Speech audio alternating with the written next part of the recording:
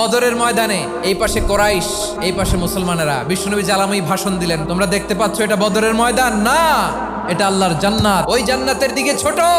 বিশ্বনবীর কথা শোনা মাত্র সাইয়েদনা উমাইর ইবনুল হুমাম বললেন বাখ বাখ, মানে চমৎকার।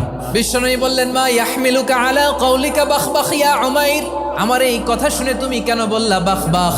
ইয়া রাসূলুল্লাহ, আপনার এই কথা শুনে আমি বড্ড খুশি হয়েছি, আর আমি প্রত্যাশা করছি আমি যদি ওই জান্নাতের মালিক হতে পারি তাহলে কতই না ভালো হতো। সুবহানাল্লাহ বলেন। বিশ্বনবী বললেন উমাইর আনতা মিন আহলিহা, তুমি ওই জান্নাতের অধিবাসী, তুমি জান্নাতি। উমাইর চিন্তা করলেন আমি জান্নাতি, নবীর মুখ দিয়ে যখন বেরোইছে ওই জান্নাতে তো আমার ঢুকতেই হবে, কিন্তু হাতে 3টা খেজুর খেয়ে যদি জেহাদের ময়দানে যাই তাহলে জান্নাতে যেতে তো দেরি হয়ে যাবে।